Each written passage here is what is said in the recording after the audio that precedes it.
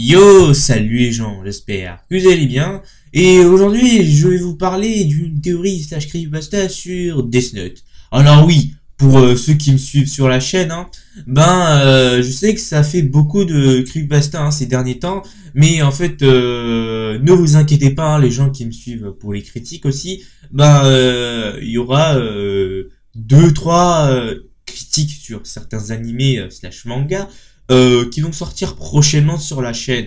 Et justement, en fait, cette vidéo est là, bien sûr, pour vous plaire, mais aussi là pour ne pas que vous oubliez l'existence de la chaîne, parce que oui, j'ai mis en ligne ma dernière vidéo il y a 2 mois, donc en fait ça date un peu, donc voilà. Et en plus de ça, je voulais vous parler de cette théorie très intéressante, encore une fois fait par Kamisho Orio. Bon, je pense que je n'ai plus besoin de vous présenter Kamisho Orio. Kamisho Orio est une blogueuse qui fait des théories, des fanfictions, plein de trucs en rapport avec la Japanime sur son blog. Elle parle de Yu-Gi-Oh, de Death Note, de Sayuki, de certains jeux, d'animes, de mangas, de drama même. Plein de choses quoi. Aujourd'hui, je vais vous présenter la théorie slash creepypasta sur Beyond Birthday. Et cette théorie portera sur l'identité de A. Et sur ce, commençons. A et B faisaient partie de la première génération des successeurs de L.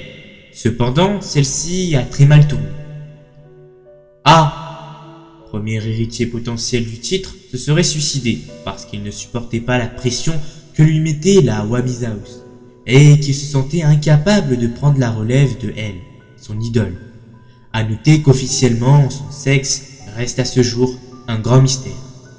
Beyond Birthday, le second héritier potentiel du titre, qui n'aurait pas supporté le suicide de A, a donc décidé de défier L sur une affaire que lui-même ne pourrait pas résoudre en devenant un tueur en série.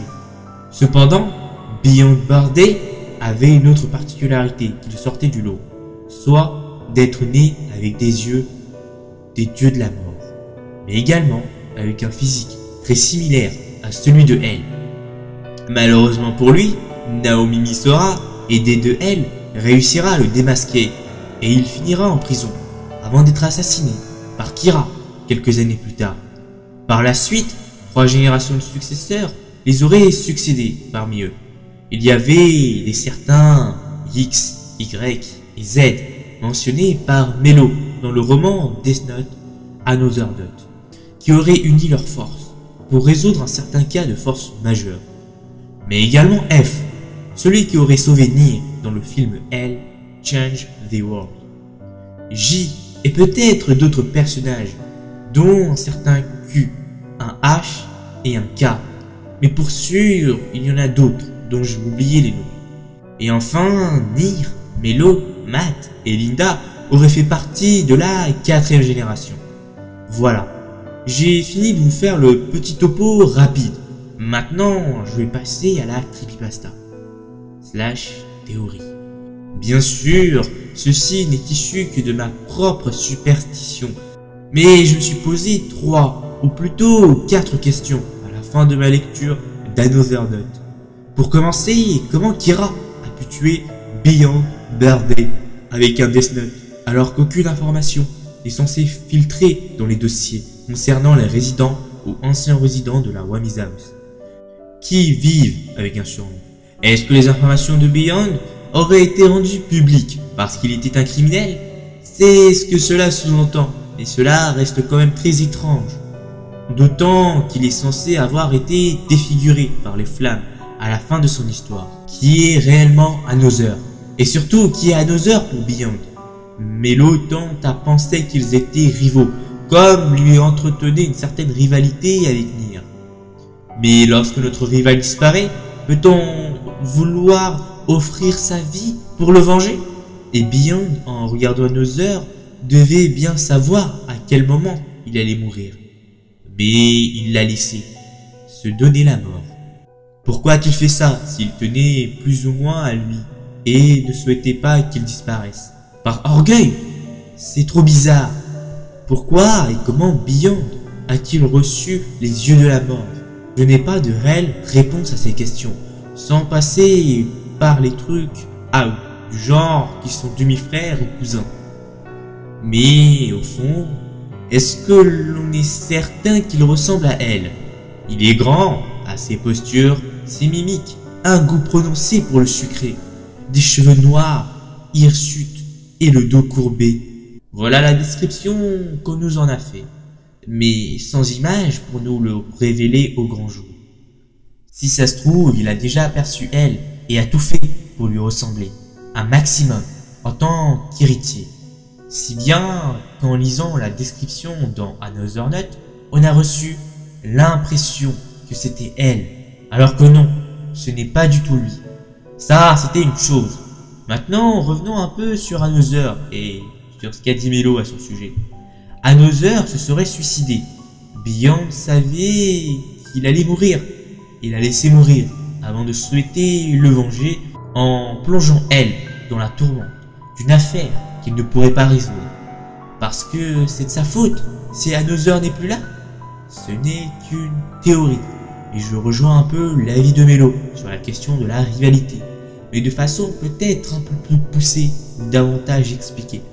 Peut-être que Beyond détestait Another et qu'en tant que numéro 2, il faisait tout pour surpasser le numéro 1, comme Melo essayait ardemment de dépasser Nier dans sa jeunesse, et même dans les années qui ont suivi, et ce, jusqu'à sa mort.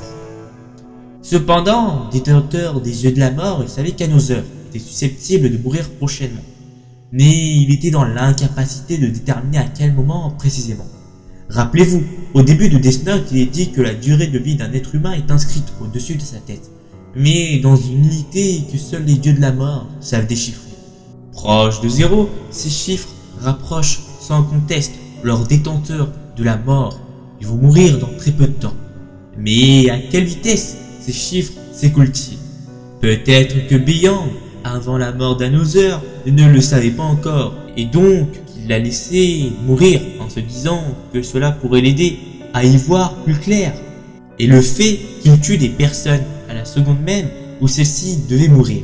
Au début du roman, Another Nut prouve bien qu'il a trouvé la solution à son problème entre-temps.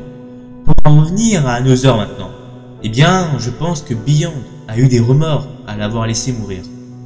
Mais pas parce qu'il l'aimait ou bien parce qu'il était son ami, mais parce qu'il n'a jamais pu prouver qu'il était meilleur que lui et qu'il méritait davantage que lui de remplacer elle à sa mort. Et ceci est facilement compréhensible. Imaginez toute votre vie qu'il y ait eu un mur entre vous et le maître, que vous avez toujours rêvé de surpasser, et que peut-être, ironiquement, ce mur était également le seul être apte à vous comprendre. Comme elle s'interposait dans les idéaux de Light, alors qu'à eux deux, ils étaient un peu dans leur monde. Toute votre vie, vous avez essayé de le briser, mais en vain. Et ce mur, il se brise devant vous, tout seul. Un beau jour comme ça, sans que vous n'ayez rien eu à faire. Donc, tout ce que vous avez fait jusqu'à présent dans votre vie n'aura non seulement servi à rien, mais en plus, vous n'avez pas pu prouver que vous étiez apte à briser ce mur par vous-même et la victoire vous est donnée sur un plateau d'argent. Toute votre concurrence s'étant écartée toute seule. Concurrence qui restera à jamais plus forte que vous, puisque vous ne l'avez jamais battue à la loyale. Et là, si vous souffrez d'un complexe d'infériorité et que vous êtes déjà d'un naturel perturbé, vous êtes très mal. Puis la culpabilité d'avoir laissé mourir votre camarade aurait pu jouer aussi, ou du moins lorsque vous n'étiez pas encore un criminel. Et donc à ce moment-là, que devient votre but dans la vie? Affronter votre idole. Et c'est bien ce que fait Beyond dans Another Nut avec elle. En soi, Beyond ne veut pas réellement venger la mort d'Another. Il veut rester elle, et lui en veut d'être le responsable de la mort de son rival, qui jusqu'alors faisait toute sa vie et qu'il aurait lui-même pu sauver, chose qu'il n'a pas fait. Beyond a commis ses actions parce qu'il était très confus, frustré par trop de choses en même temps, additionné au fait qu'il a grandi dans le stress, dans un certain idéal à atteindre. Pour conclure, j'aimerais donner ma version du pourquoi Beyond Birthday aurait les yeux de la mort. Bien sûr, je peux me tromper, mais qui nous dit que Beyond n'est pas l'enfant de quelqu'un qui aurait fait l'échange de l'œil? Si cet échange se fait sur une femme enceinte, par exemple, que se passe-t-il? Peut-être que son enfant héritera du même don qu'elle? À méditer.